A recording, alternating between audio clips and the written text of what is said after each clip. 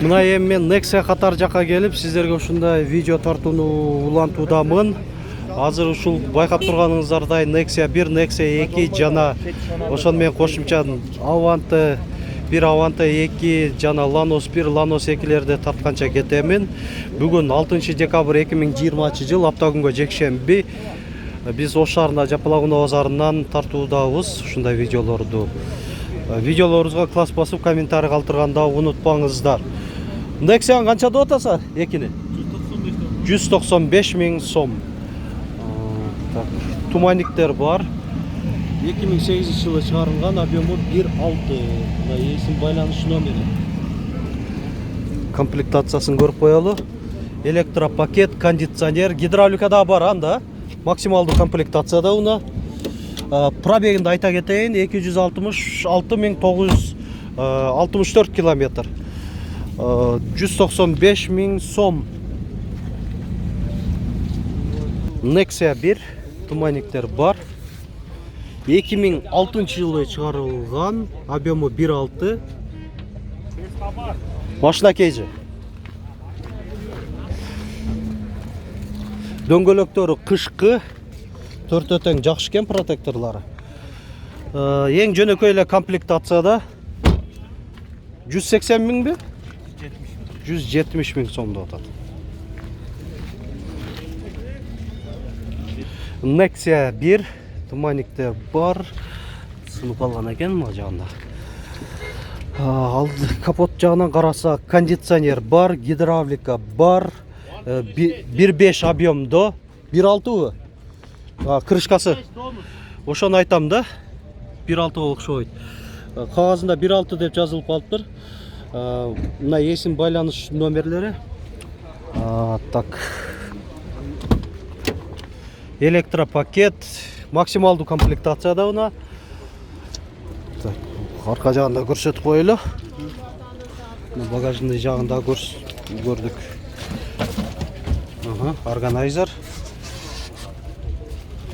Баасы 100 канча эле? 170 миң сом деп атат. Nexia 2 широкий туманниктерде 170 миң сом деп атат. Газ жабдыгы да бар экен, газ бензин экен анда. Алдыңкы дөңгөлөктөрү кышкы, протекторлары жакшы, арканкысы жайкы, протекторлары орточодан начарраак болду. 2012 жылы чыгарылган, объему 1.5. Мына эсим, мына байланыш номерлери. Газда көрсөйм. Көрүп кое беребиз анда эле. Жөнөкөй эле комплектация экен. Уна гидравлика да жок, а?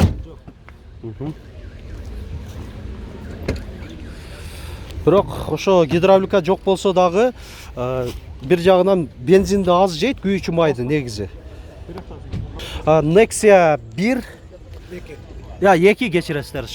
Кичинекей туманниктерде экен. Дөңгөлөктөрү алдыңкысы кышкы, протекторлары жакшы, арканкысы жайкы, анда бирок протекторлары жакшы. Калпак эмес, ушунда куюлган дисктер экен. 2011 жылы чыгарылган, объему 1.6. Мына эсин байланыш номери. ABS да барбы? Көрөлүшү азыр. Буларда өз негизи болбойт. Электропакет, кондиционер, гидравлика, азыр эси көрсөтөт экен. Капотты ачып көрсөтүңүз анда. Мынаки капот жагын ачып көрсөтүп коелу. Кондиционер компрессору мына турат, кондиционер бар, гидравлика бар. Так, ABS деген жок мына. Көрүүчүлөр. Өз болбойт өз негизи. Атайын эле койдуруп алса эле. Айтылыш баасы 230 миң сом. Мына урматтуу көрүүчүлөр, абалы жакшы Nexia, бирок баалар кымбат болуп атат. Эми сатуучуларды эле өз негизи туура түшүнүш керек, себеби рублдун да курсу көтөрүлүп атат. Ошого жараша да мына машинанын баасы көтөрүлдү. 300 миң сом деп атат, кеми бар дейт эси. Мынанда широкий туманниктерде Россия транзит номеринде 4 дөңгөлөктөр тең кышкы. 2013 жылы чыгарылган, объему 1.6, пробегинде жазып койгон 68 миң километр. Так, максималдуу комплектация болуш керек өзү. Азыр көрсөтүп берем. Мына арканкы жагынан көрүнүшү. мында Nexia деген хром багажниктікі не болып қойып тұр. Электропакет, кондиционер, гидравлика, отырғыштар мынандай пленка қадап қойып тұр. Овал жақшылы болуш керек. Пакетті өлатат. Коробка 5 ступка. Пробегін айтқанбыз. Басындағы айттық. Жана дағы кішіне өзгөчөлүгү мына жеринде повторитель повороты да бар күскүлөрүндө. Родной. Родной дейт. Жыл жаңырактарда ушунда коюлган окшойт, а? 2013-та. Бул дагы силерге карайт, а? Бул ушул адам карашы дагы бир ушундай эле ак түстөгү Nexia 2. Bunun тумайниктери кичинекей формада. Дөңгөлөктөрү болсо да жакшы, кышкы, шиповый. 2010-жылы чыгарылган, объему 1.6.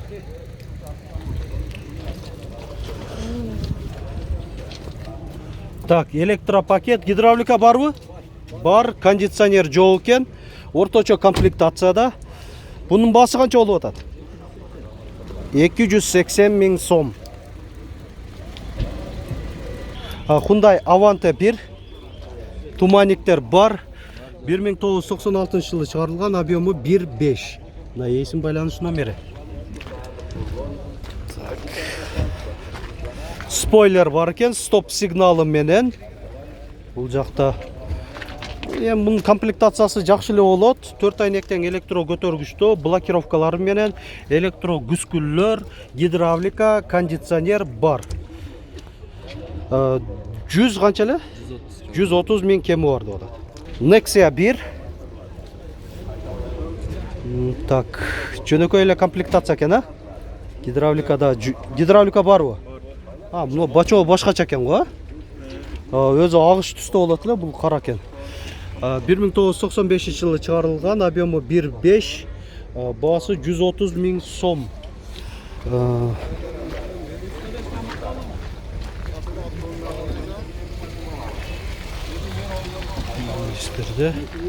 Бул ошондо кореец болот да. Кореецте комплектациялар жакшы болот. Кондиционер, электропакет бар буларда. Ушунун жанында Lanos 1 Lanos 1 экен. Корея сборкасында 1997 жылы чыгарылган, объему 1.5, коробка механика. Канча деп атасың? 110 000 кеми бар дейт. Ошондой эле Nexia'да эле Корея сборкасында дагы Lanos комплектация жакшы болот.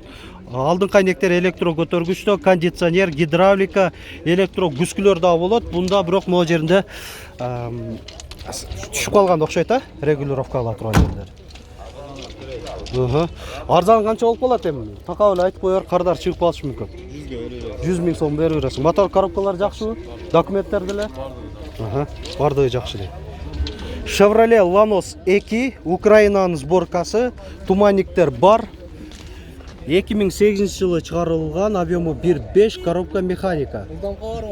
Машина кези каналы. 2008 жылкыларда өзү негизи комплектация жакшы эле болуш керек. Электро көтөргүчтө, ошо айтканымдай, айдоочуда коопсуздук жаздыгы бар, электро күскүлөр, мындай атайын дагы өзү монитор койгон экен, кондиционер, подлокотник дагы атайын коюлган. Эми комплектация жакшы эле. Гидравликада бар, а? Максималдуу комплектация. Баасы 180 000 сом деп атат. Пробеги канча болуп калды? Примерно канча? 130 000 километр. Deo Nubira 2.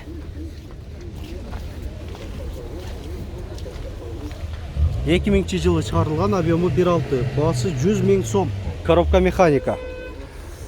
Мында эле 4 айнектери электро көтөргүчтө, электро күскүлөр, кондиционер,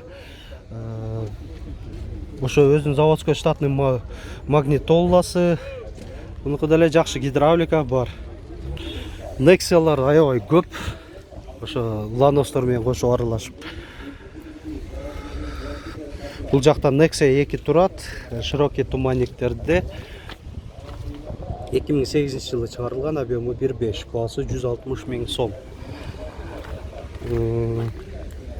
Эң жөнөкөй эле комплектация экен.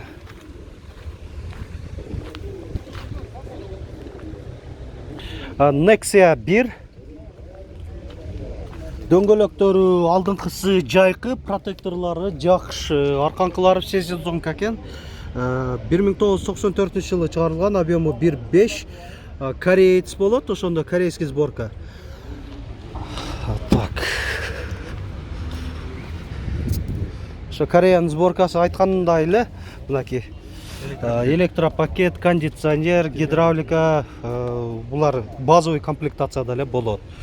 Баасы канча болду эми? 120 кеми бар экен. 120 000 кеми бар дейт. Ушу баалары катарынан жазылып турса, мен да катарынан чекеден тартып берет элем. Бизге деле ишибизге оңой болот эле. Мына көрүп турганыңыздардай көпчүлүгүнүн баалары жазылган эмес. Ошо ээлери да өздөрү жок. Унанын жанында. Кээ биркилер ушундай эс алып аткан болот. Тоскоолдук жаратпай эле коелу дейбиз. Могу жерде Nexia 1 турат. 1994 жылы чыгарылган, Корея сборкасы. Объемы 1.5, баасы 110 000 сом. Ээсинин байланыш номери 772 86 86 63. Lanos 2 Chevrolet. Украинанын сборкасы 2007 жылы чыгарылган, объемы 1.6, газ, бензин, баасы 140 000 сом.